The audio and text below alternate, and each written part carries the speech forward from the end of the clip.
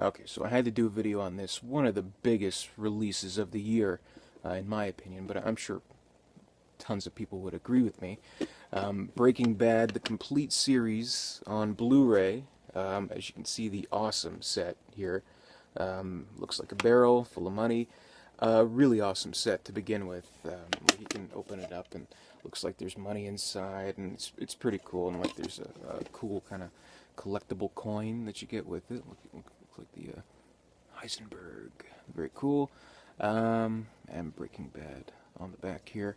Um, and the way they designed the set is really cool. Like it opens up in the side here. If I can demonstrate. See? Very cool. As you can see, each season is kind of segmented here. So we got season 1, 2, 3, 4, 5, final season here.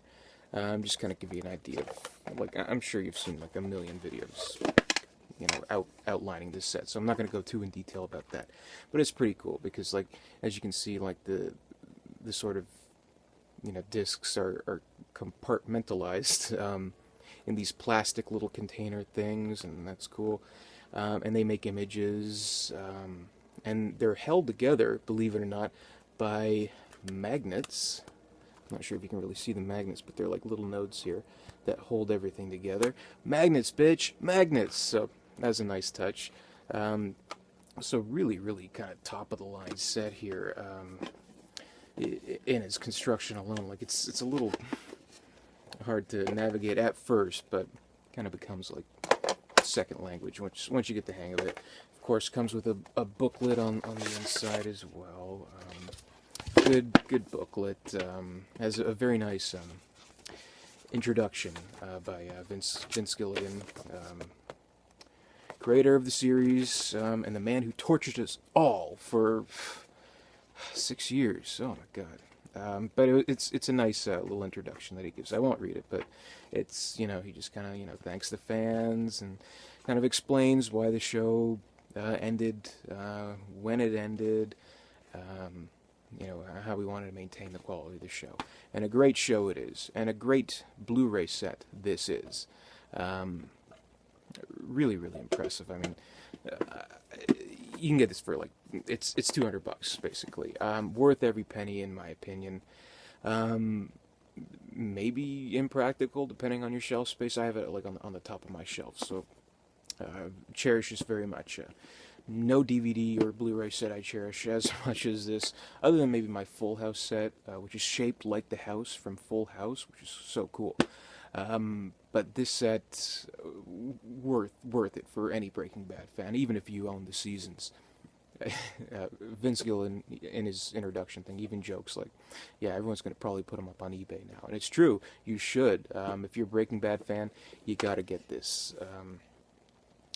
Worth every penny, in my opinion. Worth its weight in gold, or drug money, depending on what your line of work is. Yeah. Oh, and it comes with pretty cool goodies and stuff like that. So inside you'll see there's a Los Pollos Hermanos apron. Los Pollos Hermanos, of course, the chicken chain, the fried chicken chain, mostly depicted in the third and fourth seasons. And side note, it's kind of cool. Like if you go to the Breaking Bad store, like the online store, you can buy like Los Pollos Hermanos bags, like look like takeout bags. So I don't know, that'd be kind of cool. Like you'd like trick your friends or whatever, put like KFC in it and be like, hey, I got Los Pollos Hermanos. Anyway, whatever. Cool stuff. And like, I don't know how they got this in. It came in the barrel, by the way, so they like vacuum sealed it in there. I can't get back in to save my life, but I don't know. I'll have to iron it a little bit, but it's cool. It's a really cool piece of memorabilia from the show. So I liked it. I liked that they included it. It was a nice touch. A very worthwhile set. That's my entire point. I'm probably going to be talking about the show and my experience watching it a little bit, so I should probably put this at the front of the video here, or geez, I'm like 5 minutes in already. Oh my god, I have no idea how long this video is going to be. I thought, oh, 2 minutes I'll talk about it. But anyway, spoilers. I spoiled the shit out of this show. Most likely I'm going to. So 5-second review.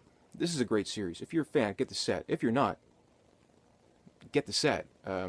Greatest show of all time, or at least definitely way high up there. Incredible series, and rewatching it, like the set came out at the end of November, and I ordered it from Amazon. It came that day, which was awesome. So props to Amazon. And I just finished watching the whole series just a few days ago, so it took me a little bit of time to get through it. But it's a show you kind of want to savor a little bit.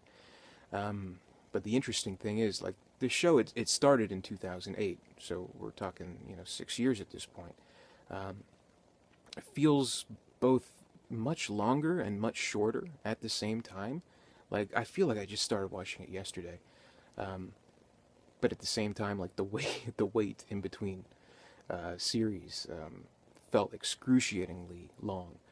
And it's all over now. I can't believe it. But anyway, we as all viewers, we felt invested in Walter White all this time, followed his journey for all these years, and now I think we're rewarded with a really cool set, so we can re-experience the joy and the pain and the suspense and the even more pain, and the great acting, and the great writing, directing, great everything of this show over and over again. I did a rewatch when I first got it. Won't be the last for sure. And I am picky about like hour-long shows. I'm like, I just want to watch like a 22-minute sitcom or whatever. This show, I'm like chain smoking these episodes. So, and it was interesting. Like, again, since it started in 2008, if you had AMC in 2008, you saw this show. I mean, this show, it was their baby. I think it was, if not the first, definitely one of the first original AMC shows. So the advantage of them being the network that owns the show, they can play it as many times as they want, and they did, especially that first season, because I think they knew at the time that they had something special. So they wanted to give it exposure and let people discover it. So if you didn't watch like the premiere air date, I know I didn't, then they would at least play it ad nauseum, so you get a chance to view it. So that's kind of how I got into the show, just because it was on, it was accessible. So one of the things, like, and the episodes, some of them I did miss, like during the run of the series, like especially during like season 2, I did miss quite a few episodes. So some of them I watched for the first time, rewatching the series, and there were no episodes that I had watched more than once, for whatever reason. Even though I bought it on DVD, I don't even think I ended up watching it. Well, I bought the first season on DVD, and then I stopped there because I knew this was coming, basically. So I waited, and my patience was rewarded. And basically, it's interesting, since the show spanned 6 years. It's interesting to watch it condensed, all like watching the story from beginning to end, because really the time frame of the actual story, it only takes about 2 years. So you feel like it's taking a longer time. So seeing it like unfold before you in the way that it's kind of supposed to, because it is like, it's the way they treat it, it's like a movie, more than a TV show. I mean, this pushed the limits of what a TV show could do. From beginning to end, it tells a story. It's not like a kind of episodic thing or whatever. It's not like a sitcom about the car wash that happens to be a drug front or whatever, and the wacky people that come in. Anyway, which maybe that's what Better Call Saul is going to be about. I don't know. It'd be interesting if they made it funny. But I digress. So, very interesting to see it all unfold, all progress. 62 episodes, none of them filler. Every single one progresses the story and shows you how Walter White becomes this monster, Heisenberg. Very, very astonishing transition. And it still shocks me to this day that that's Bryan Cranston. That's Tim Whatley from Seinfeld. That's Hal, the father on Malcolm in the Middle. That's the goofy neighbor on King of Queens, the goofy boss on How I Met Your Mother. How is this the same guy? Uh, no, it's not Bryan Cranston. It is Walter White. What an amazing performance by this actor. Truly incredible, especially when you see its progression unfold the way it does watching the series over. So great, and such an interesting and complex character that they created in Walter White, pretty much as this man who leads, the life of quiet desperation, as many men do, kind of experiencing the catalyst and being diagnosed with cancer, and in a way he says fuck cancer, fuck everything about this life. I am taking control of my life. I'm not going to take handouts. I'm going to solve this my way. I'm going to break bad. I don't care. So that's kind of the driving force of this show. And he throughout the course of the show he does despicable things. He turns into a monster, really, and it's quite sad to see how everything does turn out. But because he is so compelling of a character, I think that's what kept people watching. Because he did seem to always be a man with a plan, and always kind of have things calculated in his certain way on his own terms, even if it did mean manipulating and killing and doing horrible things. Again, the writing is just fantastic on this show, how they created this character, and how Cranston, took that next step and made him such the icon, the character that nobody's ever going to forget after watching this show. One of the all-time great characters, most complex, most interesting characters that we've seen in a long, long time, in TV, movies, or otherwise. Though, of course, it's not to take away from any of the other cast. Anna Gunn is terrific as Skylar. I know a lot of people are like, it's Skylar, she's disturbing shit. But she becomes like a kind of like a Lady Macbeth to his evil drug lord. So I liked her progression too. Like, she has an interesting progression in and of herself and her own character. And the family dynamic is just so good. Like the husband and wife, their child, Walt Jr., played by R.J. Mitt. I hope I'm pronouncing that correctly. But he's great as well. And I think, the whole thing about the father secretly being the meth manufacturer, cook, dealer, kingpin, that whole dynamic with like trying to keep it from his family and then figuring it out, that's great, but they add even more to it. And it's just so brilliant how they come up with all this stuff and to create the tension, because there's also his brother-in-law, played by, oh my god, what is his name? I can't remember now. But Hank is the brother-in-law, and he's a DEA agent, hot on his trail. Dean Morris, that's his name. So friggin' brilliant. I mean, the way that they add that in, right? So, I don't know, like, they got all this stuff going. Then they do a step further, and they kind of make it about the dynamic, not just between the family, but between Aaron Paul's character, which is Jesse Pinkman, everybody's favorite little fuck-up, which I love his character. The show, it doesn't work without Jesse Pinkman, I think.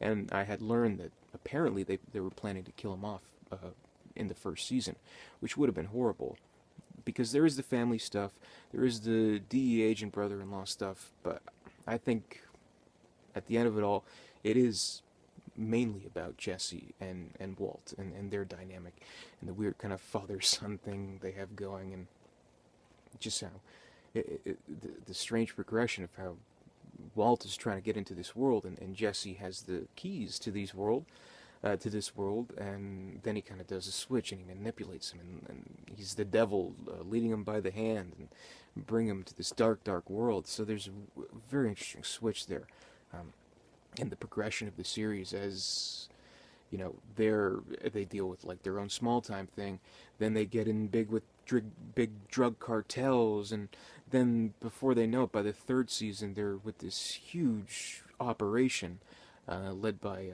Gus Fring, played brilliantly, brilliantly by Giancarlo Esposito, who is excellent in his role. Also, Mike, the kind of muscle behind everything, I thought he was great as well. Jonathan Banks in a great performance. Excellent dynamic there. I think it did kind of hit its stride with the third season, but it had the backbone of the first two seasons. So first two seasons almost kind of go like, those were the good times, man. Almost. But there were complications, of course, with Jesse's girlfriend, Jane, and the horrible, ender to season 2 where she overdoses, and that destroys Jesse. And that's kind of like, and Walt, he sees the whole thing. He doesn't do anything to help her because she's kind of, messing with the plans. So that was like the gateway to season 3. And season 4, where it's the whole story about, the Los Pollos Hermanos drug manufacturing, working in the huge lab kind of deal. So it's so interesting the way it progresses. And of course, as we all know, season 4, I'm not going to explain the whole plot of the show, but basically, you know what happens. He has to kill Gus, and he kind of takes over, does his own operation all over again, and that's what leads into the final days. Everything gets fucked up. Hank finds out, so it's just an incredible show. I feel like I'm just trying to explain the whole show, but hopefully, if you're watching this stupid video, you've already seen the show, which I hope, because I'm not explaining it well, not doing it justice explaining the show. But yeah. It was great watching it over again, particularly, due to the fact that it still has suspense, even though I know, I watched the show progressively. I'll tell you for sure. I mean, I was glued to the screen when the finale aired, so I knew how everything worked out, but it still kept me in suspense, the show, and I think that's a sign of a great show. Because it's about little details. Again, it's not something where there were like throwaway filler episodes. Every single episode progressed the story, and every single episode had little clues and callbacks to previous episodes where you can kind of like work it out in your head. It's especially rewarding if you rewatch a show.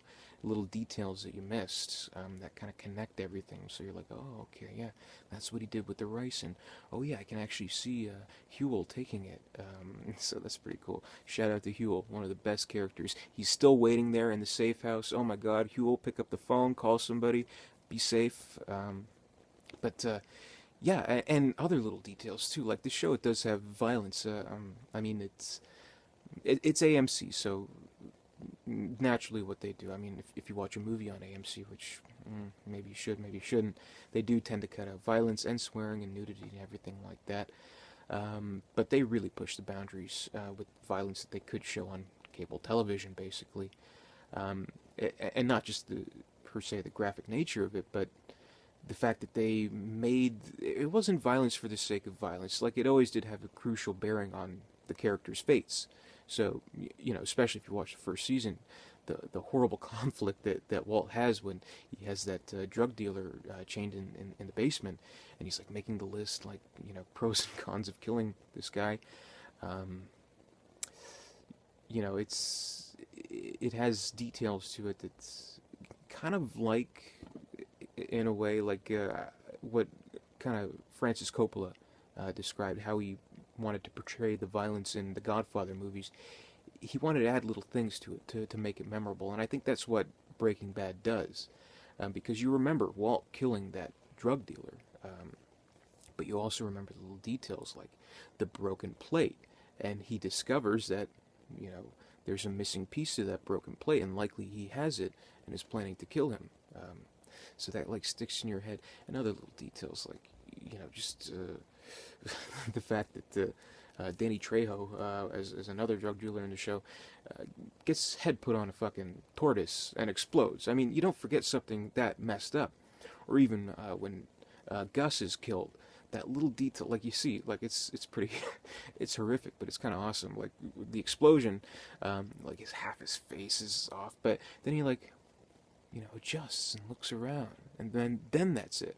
It's little tiny details like that, which you really appreciate, and they even do kind of the kind of tribute or reference or shout out to the Godfather movies when in that one part in the one episode when oh God, what's his name?